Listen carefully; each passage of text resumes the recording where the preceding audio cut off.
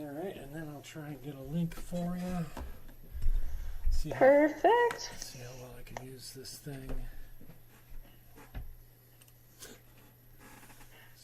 Still getting over your tech thing. Tech darted. It's okay, you can say what you want. Okay, we're rolling now on Facebook. Just let me see if I can grab the link for you and see if you're able to tweet it out. And you can text it to me or DM. Okay, I'll probably either or.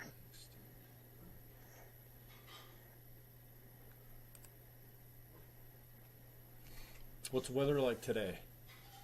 It's a little chilly. Yeah? Colorado weather's pretty bipolar, so one day you're wearing shorts and the next one you're wearing a turtleneck. Mm-hmm.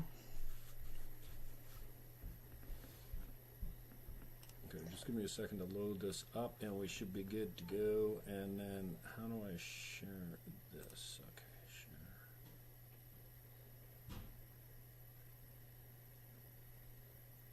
Whew.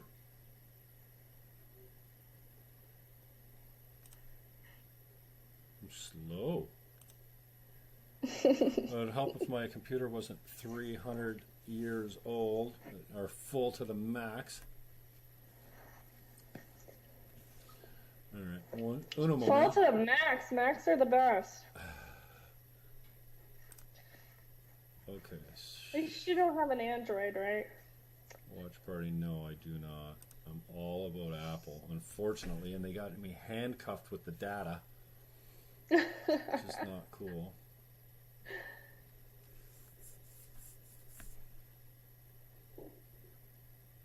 I can't.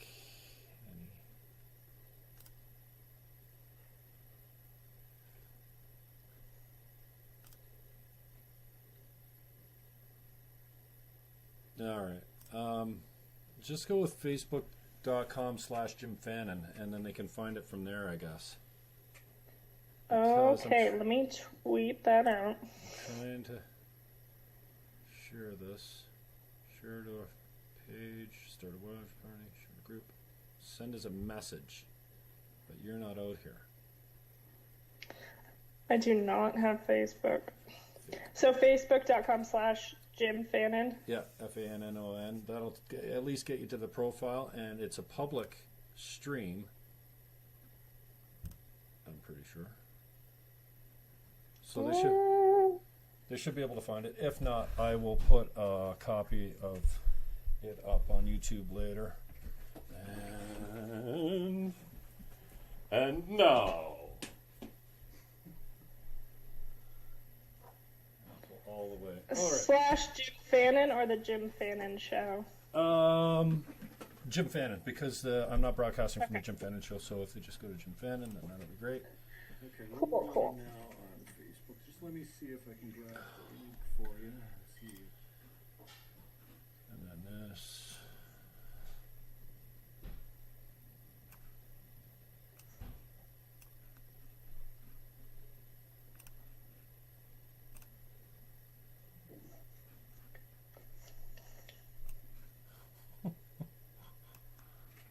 Okay, here we go. All right, so, and then this.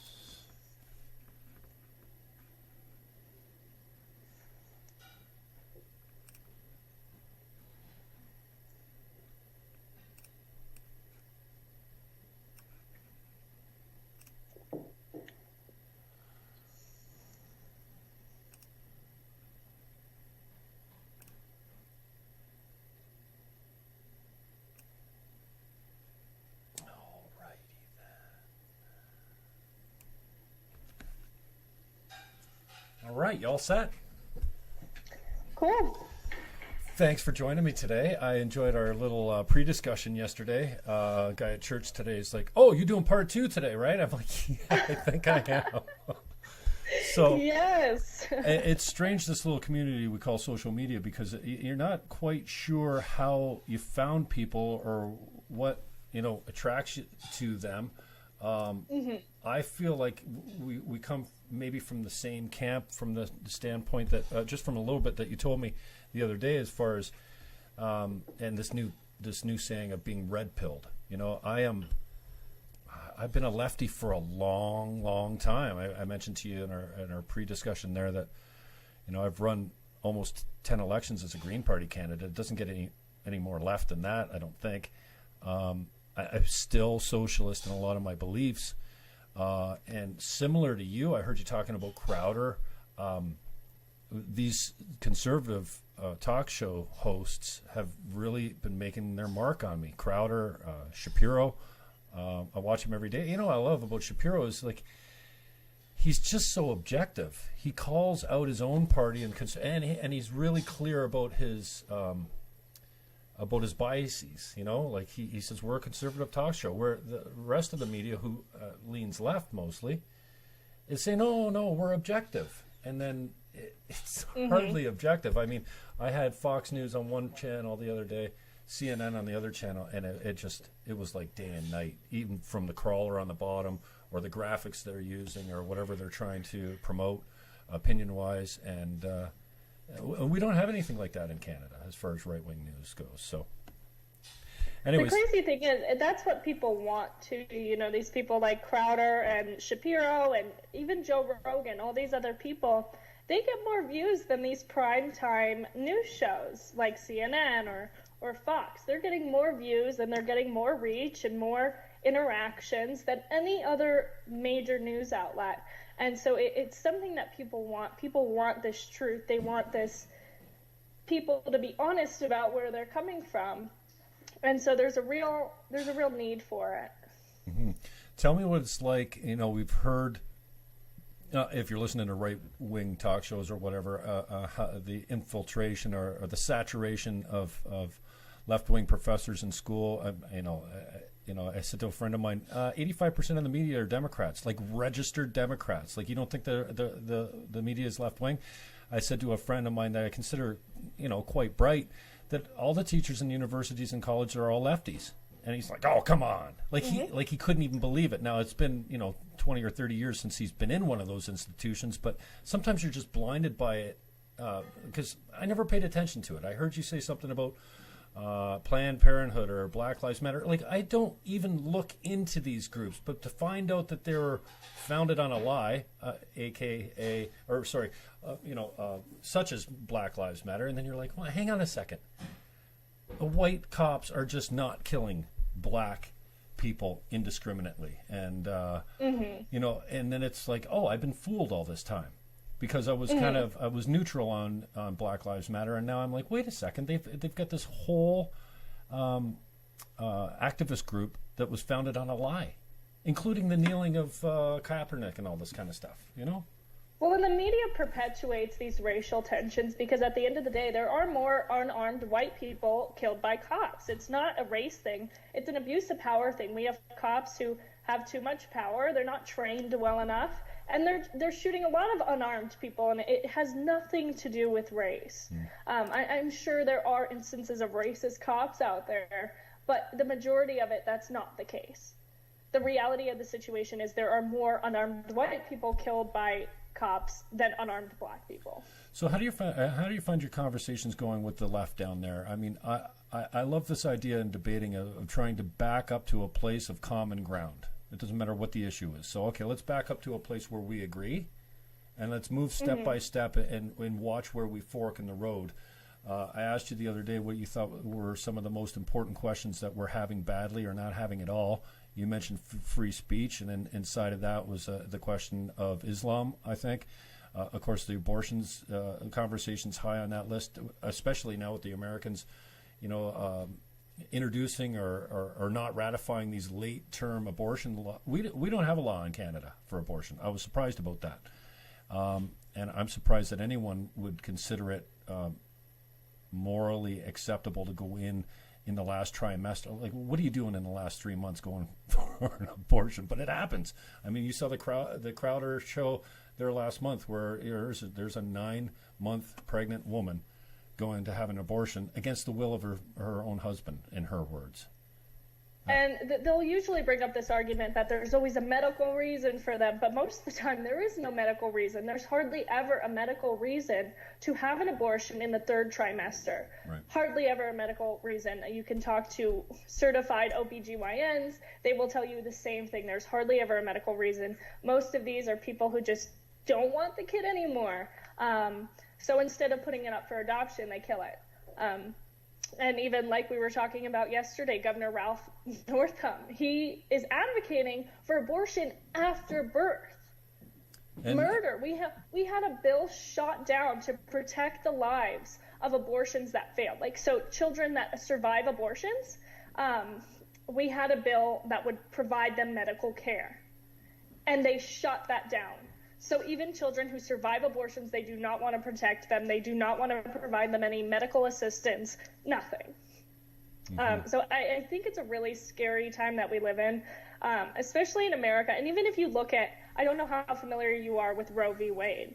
Most of the arguments had nothing to do with women's rights. A lot of these people were influenced by eugenists and populationists. And if you actually look at the court decisions, these justices were influenced by their clerks and other people, and they had nothing to do with women's rights. There is no women's rights argument in abortion. And what do you think it was that turned you around? As far as you said, you were, you're a social justice warrior. You're typical SJW, and in school or when you were younger. And what do you think it is that turned you around? Like, I mean, I'm way later to the party turning it around. I blame it on my age. I think I heard you say on another podcast, who was it? Was it Churchill? Said that if you're young and you don't vote left, or you're not socialist, you have no heart. If you're not a socialist in your 20s, you have no heart. And if you're not a conservative when you're older, you have no brain. So I think the big thing for me was being lied to. I had so much disinformation thrown at me about all these different cases like Black Lives Matter and different cases. And then once I saw the facts and I saw what was really going on, I was appalled that I had believed all this because Myers-Briggs, I'm ESTJ. So I have like no emotion usually in my decision making. I'm a very logical person. So seeing all this, I was like, holy shit, I've been lied to this whole time. And it really made me more diligent in fact-finding, even on things that are pushed from other conservatives, because we live in this era of almost post-truth. We're really not true, and you have to figure it out on your own. Because we're, like you said, you look at CNN and Fox, and it's two totally different things. So that's really what turned me off, was this being lied to from the Democratic Party, being lied to in this outrage culture, getting outraged over things that I shouldn't have been outraged over. But they do it so well. They play on these emotions. And I think that's when I'm debating with liberals, especially at my school, I try to steer the conversation away from this emotional, moralist argument and say, let's talk about facts, especially in regards to socialism. Let's talk about where socialism has actually been tried and what the consequences of that have been. Let's not talk about moral arguments or how you feel or there's people who are in so much debt or this or that.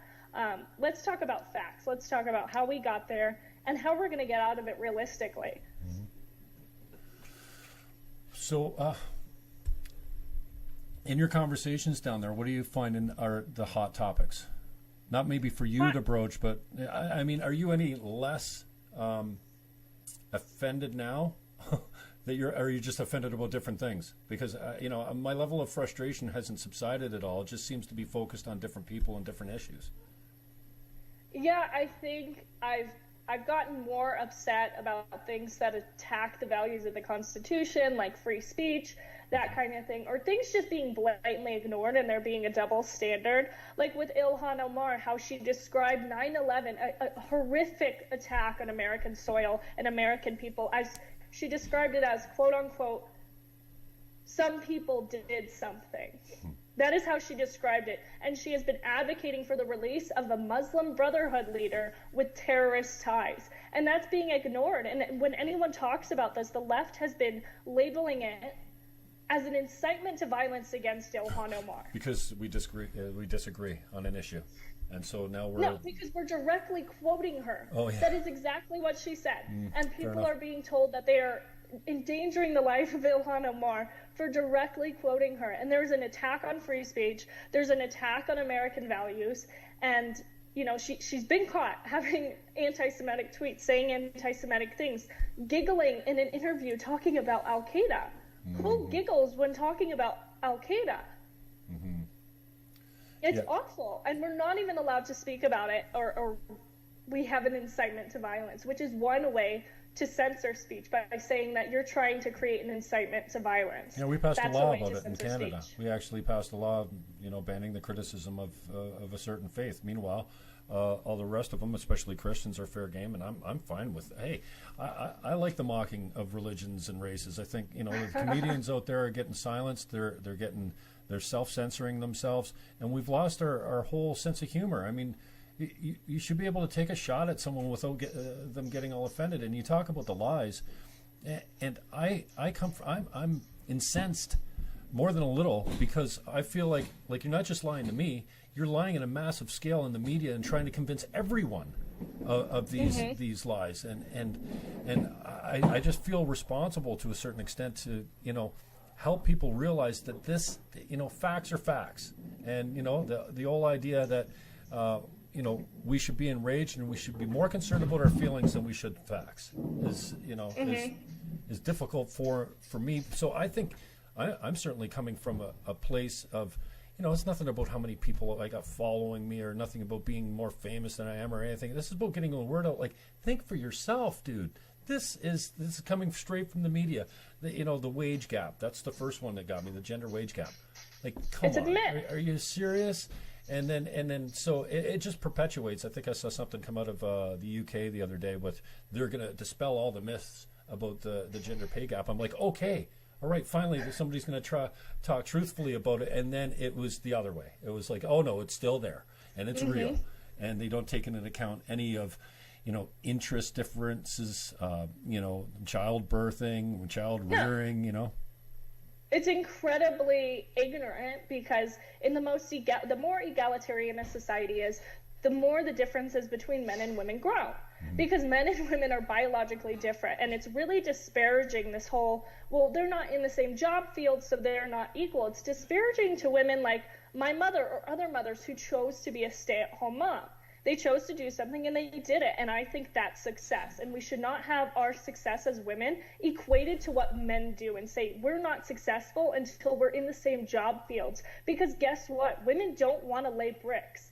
Women don't want to be in construction. Women don't generally want to be in STEM fields. They want to do things that are more nurturing, like education and nursing. That's why those are primarily female-dominated fields, education and nursing, because we are biologically different. We have this nature to nurture and take care of people, and it's incredibly disparaging to women who choose those fields to say, well, you're not good enough because you're not doing the same job as a man. I think it's an awful idea to have women drafted into the war. We're having that conversation now, where women may be drafted into war. And guess what? That's going to hold men back.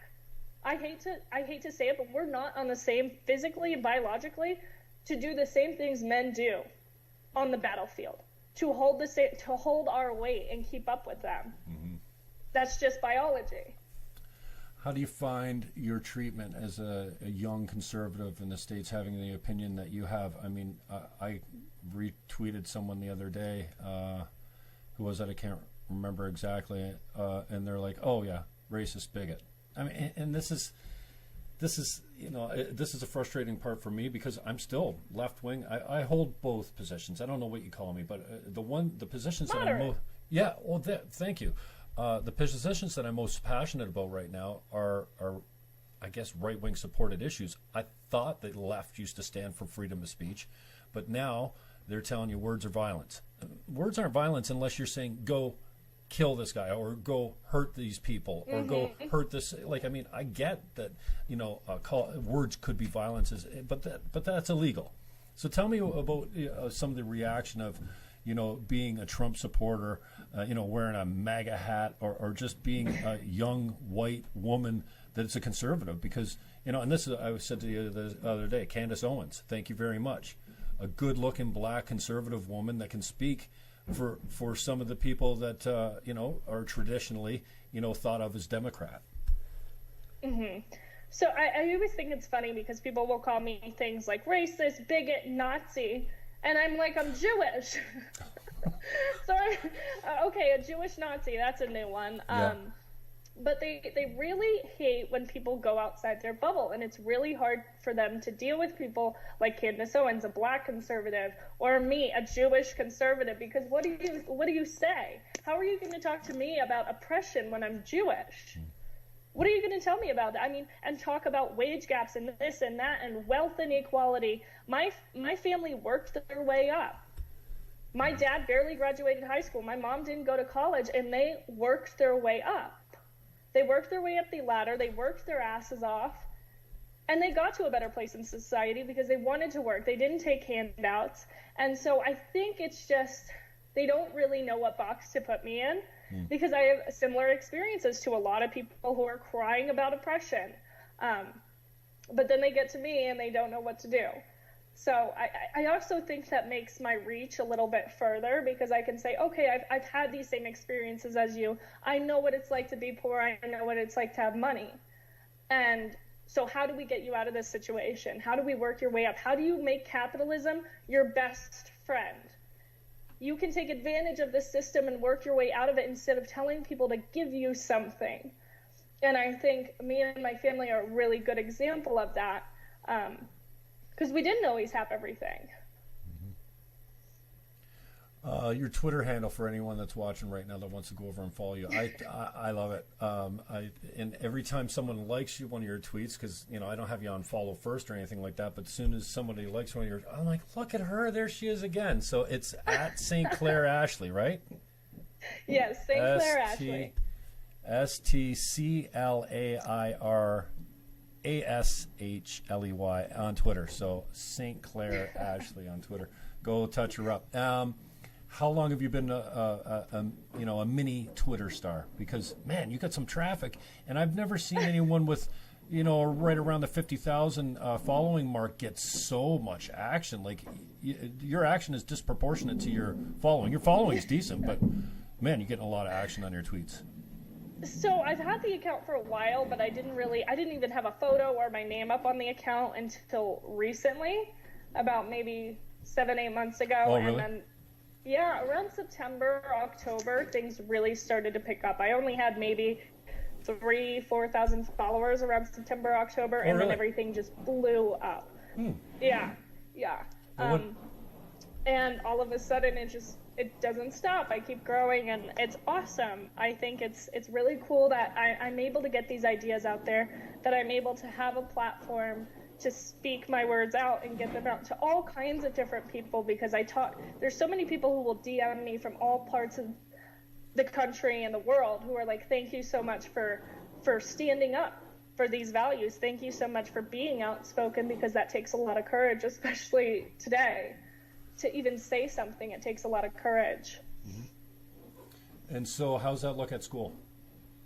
I trigger a lot of people on my campus, but it doesn't really bother me too much because it just makes me feel more like I'm right. I've dealt with bias from teachers because of my views. I've dealt with marking down in grades because of my views. I've dealt with people calling me a Nazi because I wore a Steven Crowder shirt on campus. No. I was asked to leave. I was asked to leave a diversity summit at my school because I was wearing a Steven Crowder shirt. So much for diversity of opinion or thought. It's right. Wow. And I really like Shapiro. Shapiro said the other day, maybe this is tied to his book, but how diversity isn't the be all and end all unless you're in a group like at a church. Okay, you're all rowing in the same way. You all have the same beliefs. Then diversity is good. Okay, you're on a hockey team, you're a sports team, or you're in the army, and you're all rowing one way. Diversity is good. But then if you don't have anything that connects you, diversity is nothing but divisive. So I thought that was really interesting, and it seems like common sense, but I'm like, oh, that's a powerful concept. And yeah, I buy into, like this mantra, diversity is our strength. Oh, please, then why do so many people that come to our countries decide to live in certain areas only with their own people if diversity is so great?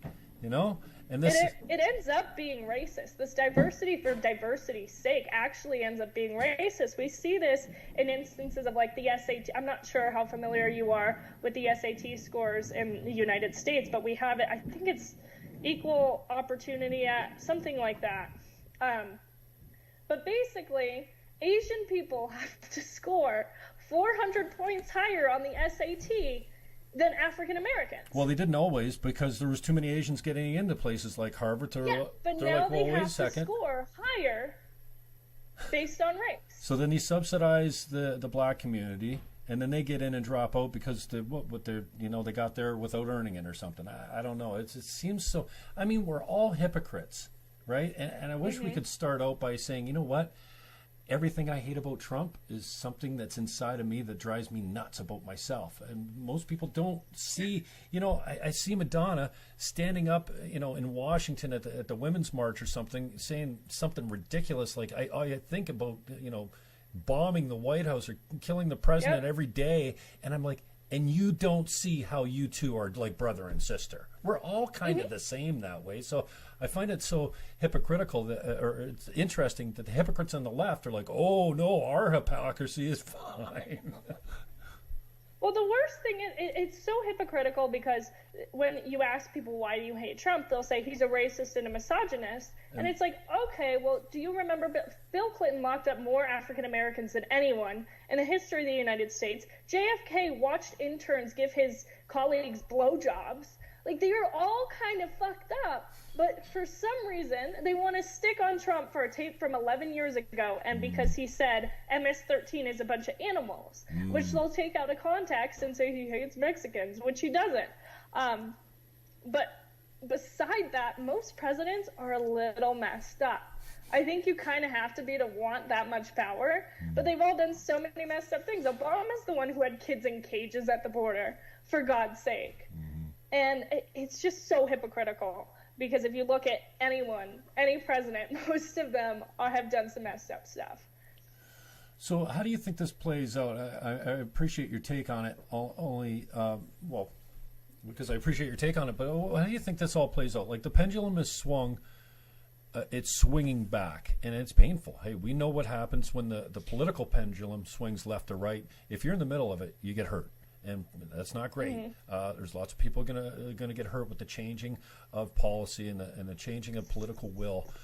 We had Obama. You had Obama for 2 terms. 8 years. I was so hopeful, and even up here in Canada, when our Liberal government came in, Trudeau marched down,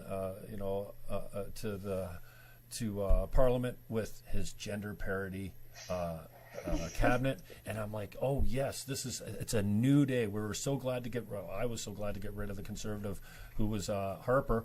Now we look at Harper and we go, oh, so that's what a real man looks like. No, we hated him when he was in power. But how do you think this all, we've seen social media, Twitter, Facebook, the banning of Alex Jones. Like, I'm grown up to decide for myself what's offensive. I don't need Twitter and Facebook and YouTube telling me. Faith Goldie in Canada, things like that. So how do you think once the pendulum finishes its swing to the right, are we going to land in the middle somewhere? Are we going to have a chance to have reasonable discussions? And I could be wrong on this, but I kind of feel that we're at each other's throats more than we ever have. Well, I guess if you look at over the last couple hundred years, that's not completely true because we had a civil war, including, of 1812 against you guys. Oh, I think we burned your White House down. But no, I mean, so no, we're not at each other's. Here's the lie that I fell for, my own lie, which is, the biggest problem sometimes because you come up with the lies, is I had this narrative that men and women were further apart, that the cultural divide or the informational divide was wider than it's ever been and deeper than it's ever been, and that we're more violent with each other. Like, we just don't have the patience. And I also believe that on the left and right. And it turns out, I think through kind of psychology and deep dives into some of these, these online lectures, I'm like, okay, maybe this isn't true. And so what I've come up with now is it's actually the extremes on both sides of on the tail ends of the distribution, which is the vast minority of the people, have this new platform called social media, and they've got us believing, because they're so fucking loud, they've got us in the moderate middle, where we all have all these shared values and beliefs, that they are the majority and they speak for us, and we're like, shut up. Meanwhile, the people in the middle just don't say anything. Absolutely. I think we don't have enough people speaking up. I hate to admit it, but I think socialism will be coming to America, and eventually we'll wise up and swing back. But I think, especially with the popularity of people like AOC and Bernie, and, you know, if Hillary hadn't rigged it against Bernie, I do believe he would have won. We have this need, and no one's really addressing it, because conservatives can address the same needs. Cheap education, that sounds awesome, but we can do it through other means rather than taxing people out the wazoo. These high education costs first got started because the government was guaranteeing each student $10,000 in student loans. So from a business perspective, why would colleges not raise tuition prices when each student is guaranteed all this money? And so I think there needs to be a conversation where the right kind of mimics exactly what the left is saying, but from a conservative standpoint. There's ways to achieve affordable health care without government intervention. There's a way to achieve education without all this taxing. And so I think unless we do that, and unless we play their game from this adhering to people's, what they deeply want, we want to adhere to people's physical and psychological needs, right? And the right is really bad at doing that. They're really bad at appealing to people's emotions from a logical standpoint, right? So we can use facts and statistics to say, hey, we can get you out of this situation. Hey, we can make your life better. Hey, you don't have to be on welfare the rest of your life. But I think unless we do that, we're going to swing to the left, or we're going to be more socialist, especially since the main reason people want to vote for Bernie Sanders, all the polls show, is because of free education. So unless we address these things, these burning needs on the other side, we are going to swing to the left. And it's sad, especially since so many conservative voices are being censored online, and we're looked at like a bunch of racist nut jobs. So I think we need to lean away from the less important issues that are constantly brought up and build a platform similar to theirs with our views. Take a little bit of their ground game, because their strategy is incredible. If you ever have time, you should read Blueprint, How the Democrats Won Colorado. Every Republican everywhere should care. Their ground game is incredible, and they will play this game for years and years and years and years until they're winning states left and right. And slowly we see states like my state in Colorado, where we're almost entirely blue now. And it's really incredible to see their ground game and how they're picking these people up. So I think unless conservatives pick up on that game, we're kind of fucked. Yeah. Do you hold any socialist positions at all, any left positions at all on any of the time, or have you completely switched? Because I still hold on to a few. You know, I think I've always said a little bit of socialism's good. I think we need a mix of capitalism, but this idea that socialism's going to fix everything is just ridiculous. And I would have voted for Bernie last time if I was in the States. I would have, if he had been the guy. I still had enough lefty in me to vote for him then. And now I look at him, I'm like, no, never. I'd never make that vote now. So I guess I care about a lot of the same things they do, but I have a different way to achieve them, right? Like, again, with education, we shouldn't have guaranteed government student loans. If we took away those guaranteed $10,000 for each student, colleges would have no choice but to lower their tuition costs, because no one's going to be able to afford it. That's why it kept rising. So I guess they're left-wing issues that I care about, but right-wing solutions. Same with healthcare. There's a way to achieve that without all this taxing and government intervention. So a lot of those issues I do care about. I think the one that is not typical right-wing that I do hold is my questioning of what we should do about automation. Like, okay, Tucker was talking about this with Ben Shapiro, driverless trucks. That employs the most people without college degrees. The most men without college degrees is truck driving. And what are we going to do? Are we just going to get rid of these millions and millions of jobs because of automation? What are we supposed to do? Should we put safeguards in places to protect these? Because that will be so many people who are out of a job. And is the solution to that UBI, like Andrew Yang wants? But then what do we do about the welfare system? And do we keep having all these different things? So that's really the only thing I struggle with, is what are we going to do when automation takes over tons and tons of jobs over the next decade or two? Because it will happen. We're seeing it now, but I think we'll see it on a more widespread scale in the next decade or two. So how do we combat that? And I think that would be more socialist methods to combat it. Mm-hmm. But that's really the only one I have more socialist views on solution-wise. Okay, so if we can pick apart the issues, and then capital punishment, for or against? Against. Okay. So, and I like was actually in no for cases, do you think it's ever no, unless we want to start killing pedophiles, I don't agree with capital punishment. Okay. Now, that would be the only one. Did you ever support it? I did, until I worked on a death penalty trial about a year ago. I was on a death penalty trial, and it was an 18-year-old kid, and he watched his mom shoot up heroin and meth since he was 9 years old, and he got in with the wrong crowd, and he shot 2 people, and they wanted to give this kid the death penalty, and I got some sympathy, because I'm like, if this kid would have grown up in the same situation I did, he wouldn't have done that. And I don't know what I would be like if I was watching my mom shoot up heroin and meth since I was 9 years old. What do you do? So it does, obviously what he did was very wrong. I think he knows what he did was wrong, but do we have the right to take his life for that? Especially when people grow up so underprivileged, so in such bad circumstances. What do we do? Do we have the right to say, okay, this kid grew up in a way, and he has a really low IQ. The kid was super stupid. So what do we do? Should we kill him for this? No. But should he be punished? Yes. He ended up getting 64 years.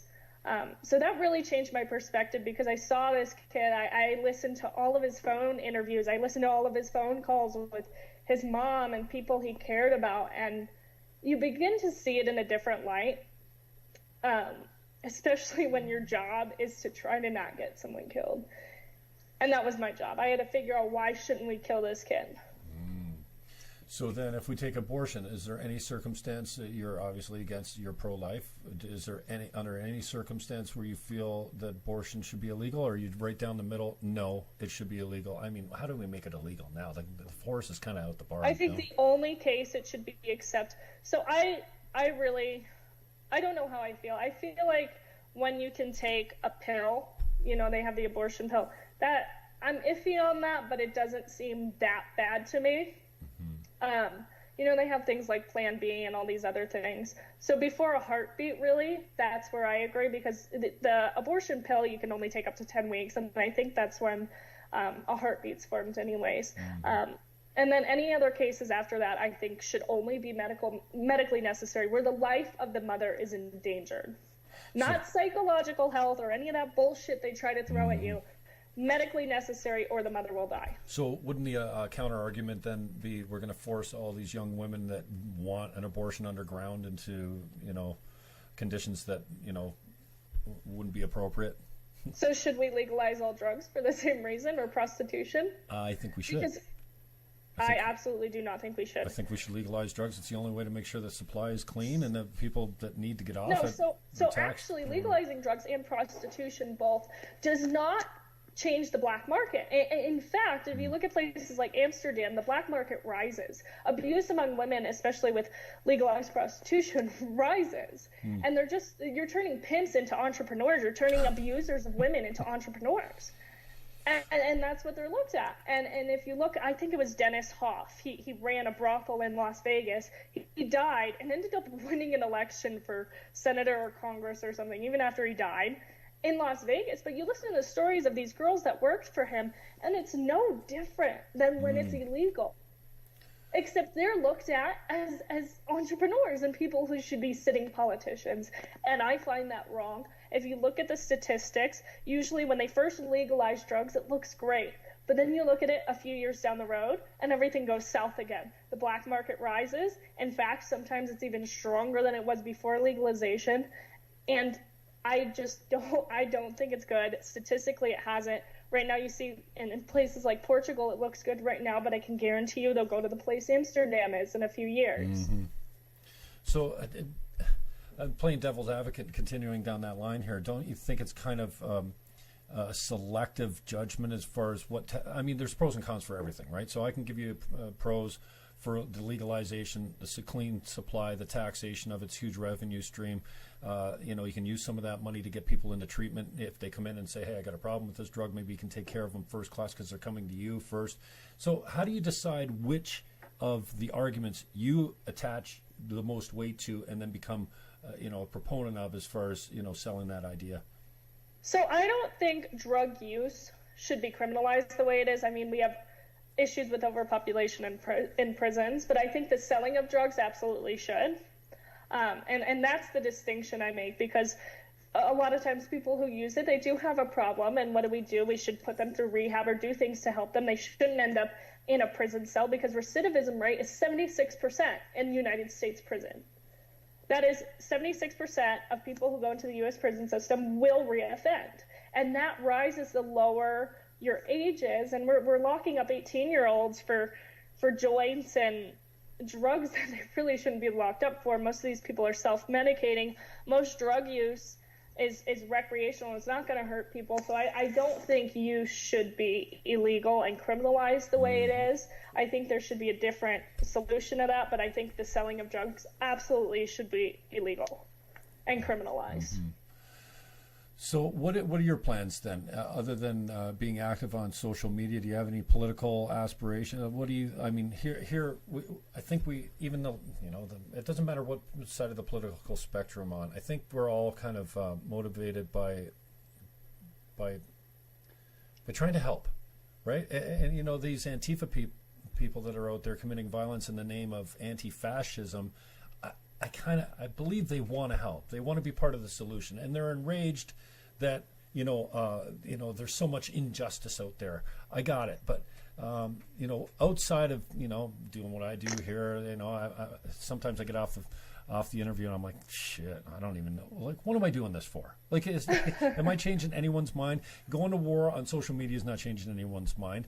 Like, what do you think is the most proactive and effective use of our time moving forward, to just get an idea out there that will create a discussion, not create violence, and hopefully, these are, and we talked about this in our last conversation, there's so many big issues that we really need to have an educated discussion about. And we can't just stop by saying racist, bigot, homophobe, end of discussion. Mm-hmm. It's like on the abortion issue. Well, that's not a human life. What? You can't even discuss anything further after that. Like the philosopher God said, just have the courage to have your own understanding. Come to your own understanding. Be courageous enough to speak that out, to tell people how you feel, to tell people why certain ideas are wrong or right.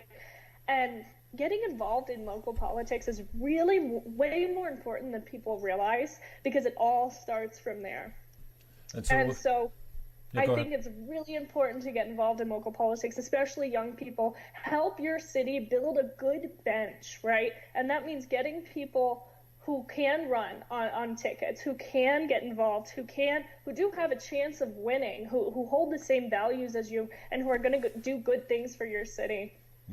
So I think, especially with young people, it's really important that we get involved. It's really important that young people run for things like student government association at their colleges and schools, because that's a great way to get involved, and just mobilizing people to actually do something, because people will sit on Twitter all day with trigger fingers and they won't actually do anything, because Antifa, I can't stand them. I think they're terrorists. I don't think they have any goodwill, but at least they're out there doing something. The left is really great at protesting. They're fantastic at protesting. They get coverage everywhere they go for these Antifa protests. I'm speaking in San Francisco on May 4th, And we had to beef up security because Antifa's already saying they're going to be there, and we equate that to violence. Our lives are in danger because we're having a rally for free speech. And so I think they are fascists. I think they are terrorists. Everywhere they go, they have this violence about them. But they are good at getting crowds. The left is great at protesting and creating these marches and creating this appeal to emotion where people are like, I want to be behind that. I feel like I'm doing something. And the right is really bad about that. People should have been protesting about Jussie Smollett to this day. They should still be protesting about that injustice. He was able to throw some money around and get off free. That's wrong. That is this rich leftist privilege that no one's talking about. And the crazy thing about Democrats is it's a bunch of rich people telling poor people that they're poor because of rich people, so they should vote for rich people. And it's this incredible hypocrisy. Well, they're getting off scot-free. Jussie Smollett knew the Obamas, so he was able to get off, even though he faked a hate crime, furthered racial tensions, and broke the law. Yeah, but all 16 charges were dropped. And so I think we really need to mobilize. If there's something you're passionate about, get out there and do something. Organize a protest. Organize debates at your school. That's a really great way. Or just debates in general. Right. That's a great way to get discussion going, but people are kind of lazy. Oh, yeah, definitely. And there's nothing more insidious, to me these days. And I'm almost sure he's a pretty decent human being, that everyone makes mistakes, but he's not backing off it again. And I'm just... I kind of fall on the side of like, okay, so you live in a society that's good enough that you have to invent a hate crime to further this false narrative that the 360 million people in the United States of America, well, at least half of them are racist bigots. Like, I can't understand it, but I'm having a hard time understanding the left anyway these days, but including these social media companies that are practicing censorship. How long do you think it's going to be that you continue to have a Twitter account? I don't want to jinx you. It depends on how risky I'm feeling, Right. Because I've been banned before. I was banned for saying gender dysphoria is a mental disorder, which it absolutely is. It's on the DSM-5. That's science, but apparently science is hateful content. And you have people who are being banned for tweeting #LearnTheCode. So I don't think there's any telling when someone's going to get banned, because I really didn't think, out of all the things I said, I mean, I talk about the obesity epidemic and how it's awful that they have all these obese people on magazine covers all the time, and I don't get banned for that. But I get banned for saying science, so there's really no telling how much longer I'll be around, Jim. There's no telling. Well, I appreciate your time and your candor. Thanks for coming in. I hope to be able to touch you up down the road with some of your takes on things, and I really appreciate your time for coming in on a Sunday. I know you got family things, and it looks like a beautiful day there in Colorado. So just on the way out, if you've got anything you want to wrap up with or tell people how to find you, the time's yours. Okay, I am on Twitter at StClair Ashley and on Instagram at Ashley and StClair. And thank you, Jim, for having me on. Absolutely. Stay in touch, and I'll get some footage out. And good luck in San Francisco. We'll touch you up when you make the news again. Thank you. May 4th in San Francisco at San Francisco City Hall May 3rd. I'm sorry, May 3rd, San Francisco City Hall at 12 p.m. If anyone's in the area, come out. Have some fun. Yell at Antifa. Rally for free speech, is it? Yes, to defend free speech. Thank you so much, Jim. Oh, you're welcome. I appreciate the time. Thanks a lot. We'll talk soon. Thanks, Ashley. Bye-bye. All right, bye. Ashley StClair, if you need her. Coming in via Skype, I will have some video of that up later if you care. To the peeps on Fakebook, thank you for chirping in. Sorry, I wasn't taking questions today, so I wasn't watching the feed. And again, I'm not really sure what the hell I'm doing this for, but I'm hoping that you find the conversations interesting and that maybe you have a little enlightenment that comes as a result of it. So, Ashley StClair, we're going to say goodbye for now. Enjoy the rest of your Sunday. I'm a little lost. Do we have any sports on? Maybe I'll watch some old boxing and UFC from last night. At Jim Fannon, youtube.com/Jim Fannon. Subscribe. Hit the notification bell. And I put Pippa, my podcast partners, man, they run a really good system there. Their podcasting service includes propagation to YouTube. So I think I had about 100 and some odd podcasts up from, going all the way back to most of my stuff on 610 CKTB, but none of my stuff from 1220C HSC. But last night we managed to upload while Hot Scott and Matthew James Blake were here. We had a little jam and watched some fights last night. I managed to upload all the old shows, and they went up to the YouTube channel. So there's another 100 shows on the YouTube channel, but it's just a picture of me in the corner with a voice, the EQ, the voice meter at the bottom, and no video. So I think that's pretty cool. So check us out on the YouTube, and I'll catch you on the rebound. Peace out.